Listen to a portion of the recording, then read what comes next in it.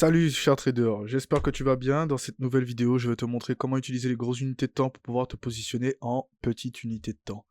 N'hésite pas à me lâcher un grand pouce bleu sur cette vidéo parce que une fois qu'on va rentrer dans le vif du sujet, je n'en parlerai plus et je ne te demanderai plus de liker cette vidéo. Donc like-la dès maintenant, comme ça c'est fait et on peut démarrer tout de suite. Je te laisse quelques secondes avant de commencer. Je te remercie. On est parti. Donc on commence tout de suite avec le numéro 1. Le numéro 1 concerne simplement le fait d'identifier la tendance. Donc je vais te le note en même temps, hein, c'est pour que tu puisses justement identifier la tendance HTF. Donc la tendance HTF. Cette tendance HTF te permet d'obtenir la direction, mais aussi de comprendre où il y a eu lieu, donc des cassures de structure sur le marché. Donc je te donne un exemple. Ici, tu as une impulsion, on va dire que c'est ce mouvement, du coup c'est un mouvement en 4 heures. On va dire que cette tendance est une tendance en 4 heures. Sur cette tendance, on peut voir que ici, on a bien eu un BOS pour nous confirmer notre higher high. Ok? Donc ce higher high a été cassé par le marché et nous avons là pour l'instant, le marché s'est arrêté là, donc on a potentiellement un nouveau high en cours. Ce higher high, lui, de son côté, après son retracement, nous a créé un higher low. Donc le higher low, c'est, pour ceux qui ne le savent pas, donc le higher high, c'est un haut plus haut que le précédent, et le higher low, c'est un bas plus haut que le précédent. Donc lui est plus haut que lui. Ça se voit, impulsion, retracement, lui il s'arrête plus haut que celui-ci. Et dans cette manipulation de lui il est plus haut que celui-ci, c'est comme ça que nous, on peut identifier la tendance afin d'obtenir des éléments concrets pour se dire, ok, là ma tendance me confirme qu'il y a une possibilité d'entrer sur le marché, donc à ce moment-là, je peux poursuivre en essayant justement de continuer d'être à l'achat. Ok? Donc là, pour poursuivre sur cela, une fois que tu as identifié ta direction et que tu as eu tes BOS, tes higher high, on passe à la suite. Donc on est toujours dans une tendance en H4, ok? Donc ça c'est la tendance en H4 qu'on voit bien qui est haussière. Maintenant il est intéressant de déterminer notre fourchette. Imaginons que le marché se soit arrêté ici et que tu aies une tendance par la suite qui se met en place mais qu'on ne casse pas ce niveau. Donc là c'est ton plus haut du moment, donc dans sa fourchette, et là c'est le plus bas du moment, dans sa fourchette. Ce plus haut et ce plus bas nous donnent justement un range de prix. Donc tout ce qui se passe à l'intérieur va être interne au marché. Donc je te le mets comme ceci. Ça c'est interne. Et tout ce qui va se passer à l'extérieur sera externe. Ok? Donc nous savons aussi que c'est ici que potentiellement nous avons de l'argent. Nous savons que c'est ici qu'il y a notre argent, mais pour autant nous sommes toujours dans cette tendance haussière. Donc on peut identifier qu'à l'intérieur nous avons notre liquidité interne, donc tout ce qui se passe à l'intérieur c'est mineur, et tout ce qui se passe à l'extérieur est majeur. Donc ici, on a nos points externes de liquidité, donc on peut voir à ce niveau-là. Ok? Et ici, on a nos mouvements internes. Tu vas comprendre ça par la suite, puisque une fois que tu vas passer en plus petite unité de temps, ce qui se passe à l'intérieur de ce higher low et de ce higher high est déterminant. Ok? Donc on poursuit. Maintenant, nous faisons un point sur la structure en interne. Donc en numéro 3, ce qu'on va identifier, c'est le momentum en petite unité de temps. Donc ça peut être du M15 à M1. Et là, ici, on voit que le marché nous donne une structure comme ceci.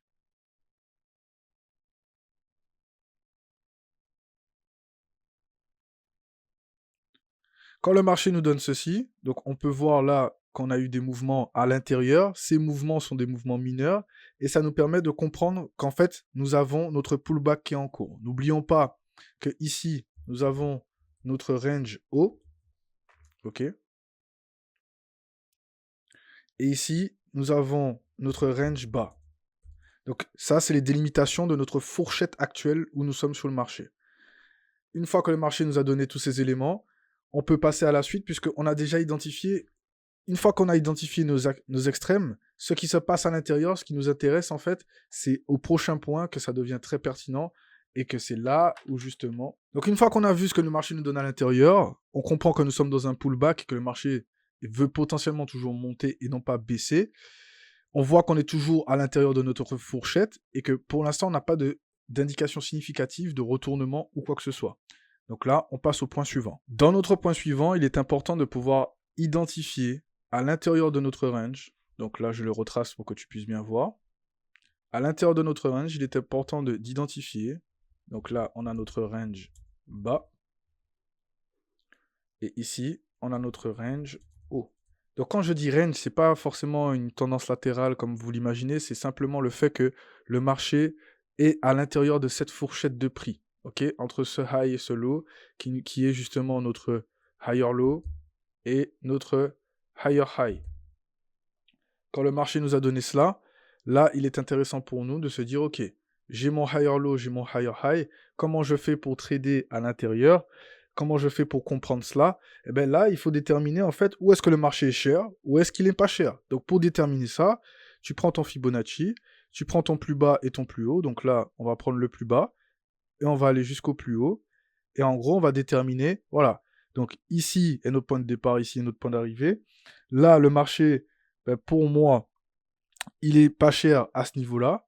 Et là, il est cher à ce niveau-là. Donc ici, cher, ici, pas cher. Quand le marché nous donne justement son retracement, ce qu'on veut avec, donc quand on est en 15 minutes, on garde ça en tête, mais sur la tendance 4 heures, donc très important. Quand le marché nous donne ces éléments-là, on voit que quand il revient à chaque fois en pas cher, le marché réagit, mais ne casse pas encore la structure haussière. Donc le dernier plus haut n'est pas cassé pour l'instant. Donc on attend, ce qu'on veut nous pour pouvoir rentrer, c'est qu'on attend que le marché arrive dans une zone justement qui n'est pas chère pour pouvoir acheter. Donc il faut qu'il soit dans cette zone-là pour pouvoir justement optimiser notre achat et avoir des points d'entrée beaucoup plus intéressants. On passe au point suivant qui va te permettre de voir en fait la finalité de la chose pour avoir en fait le dernier élément crucial une fois que tu arrives dans la tendance. Le marché ici a retracé, donc on est revenu en zone pas chère, d'accord? Mais il est important pour nous en 4 heures, donc là n'oublions pas que ici c'est une tendance en 4 heures, donc il est important pour nous de déterminer notre zone d'interaction. Donc ici si on trace notre zone, on voit que à ce niveau-là, le marché a intervenu, donc je vais retracer pour toi pour voir. Je vais raffiner ça un petit peu, voilà. Donc disons que le marché part d'ici et qui te donne justement ces mouvements de retracement. À partir de là, tu vois que le marché, il hésite quand il est suracheté, donc il est cher. Et arrivé à un moment, le marché va drop, petit retracement, drop. Et c'est là où toi, tu peux intervenir. Dans cette zone qui est notre point d'intérêt en 4 heures, c'est là que justement on obtient notre demande.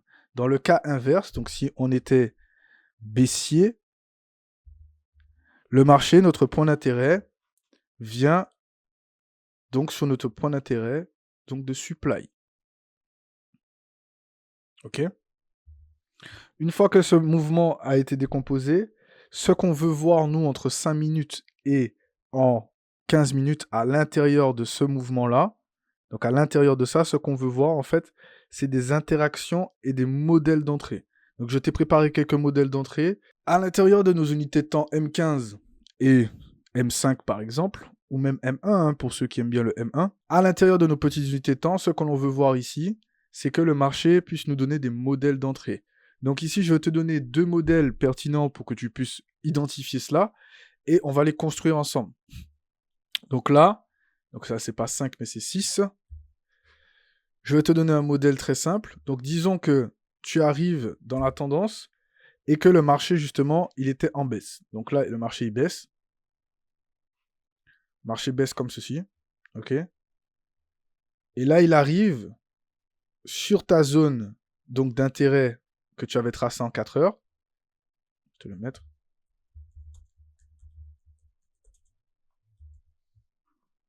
Donc là, tu es dans ta zone d'intérêt en 4 heures.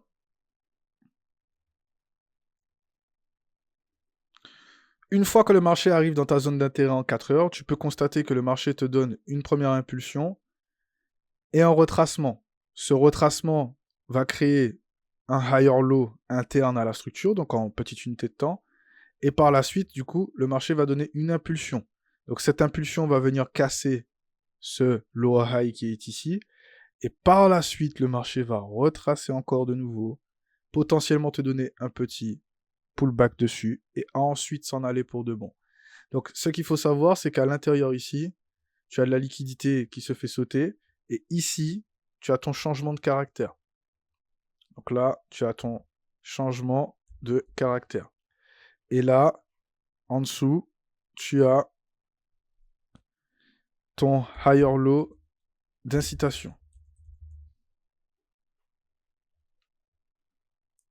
Une fois qu'on a vu que ce higher low d'incitation s'est fait liquider, qu'on est encore revenu dans la zone d'intérêt, on peut se positionner dans la zone optimale qui se situe ici. Ok? Donc là, c'est ici notre zone optimale d'entrée, et c'est ici qu'on va se positionner, donc notre zone optimale d'entrée, et c'est ici qu'on va se positionner pour pouvoir aller chercher notre dernier plus haut qui se situait à la base, à peu près ici. Il faut savoir que je t'ai aussi préparé un deuxième modèle. Donc ce modèle est un peu plus complexe donc, que le précédent. Donc là, je vais te le montrer tout de suite. Le marché, toujours dans sa phase de retracement, il arrive et en fait, par la suite, donc, il te donne encore une petite tendance baissière à l'intérieur. Une fois que cette tendance baissière arrive dans ta zone de demande, on voit que le marché te laisse un premier mouvement. Donc, ok, il te fait un premier mouvement qui crée une impulsion. Dans cette impulsion, après, le marché tente de continuer son mouvement, mais ne parvient pas à casser ce high, par exemple. Donc là, il s'arrête ici. Et là, le marché, d'un coup, il se met à drop très fortement. Ok? Quand le marché drop très fortement, il s'arrête dans ta zone. Donc, je vais mettre toutes les zones après. Je vais reprendre pour que du coup, ce soit clair pour toi. Et ensuite, il s'en va. Ok? Donc, je vais te montrer ça clairement. Ici, nous avons notre zone, donc en grosse unité de temps. Ok, disons que là, sur la gauche, on a notre grande zone en grosse unité de temps. Là, le marché arrive et on a une grande réaction. Dans cette grande réaction, le marché nous laisse ici donc de la liquidité en haut comme en bas. Cette liquidité est prise des deux côtés. Ok, donc là, la liquidité est prise des deux côtés, en haut comme en bas. Une fois que ça, c'est fait, le marché revient de nouveau dans la zone. Ok, donc ça ressemble un peu à ce modèle-là, mais c'est pas pareil dans le sens où le marché peut le faire deux fois. Donc je m'explique. Je vais te le montrer une deuxième fois pour te faire comprendre la petite nuance du modèle. Hop. Donc là, imaginons que le marché il fasse ça, mais que là cette fois-ci il fasse ça comme ça, et que là il fasse ceci. Ok. Donc là, on a toujours la liquidité à ce niveau-là. Ok. Et la liquidité en haut aussi. Ok. Donc on a la liquidité des deux côtés. Le marché vient une première fois, donc tu vois bien que là, on a une nouvelle zone à l'intérieur qui se dessine. Donc là, comme ceci, je vais mettre en rouge. Et là, par la suite, on a une nouvelle zone à l'intérieur encore qui se dessine. Et là, du coup, que je vais mettre en bleu. Donc là, ça nous fait deux zones, toujours avec de la liquidité. Et tandis que ici, nous avons une seule zone avec de la liquidité. Je vais mettre comme ça pour que ce soit plus clair pour toi. Puisque du coup, il peut passer en dessous, mais c'est pareil en fait. C'est juste... Le point important, c'est que le marché revient sur l'extrême pour ensuite partir. J'espère que cette vidéo t'a plu en tout cas. N'hésite pas à me lâcher un grand pouce bleu, comme je te l'ai déjà demandé. Et si tu veux que je te fasse plus de vidéos comme ça, ou tout simplement que je te prépare quelque chose sur lequel tu pourras t'entraîner, n'hésite pas à me le dire en commentaire. Plus il y en aura, plus je ferai le document rapidement pour pouvoir vous le transmettre. En tout cas, ça m'a fait plaisir. Je te laisse avec cette vidéo que tu peux regarder par la suite. Et je te dis à très bientôt.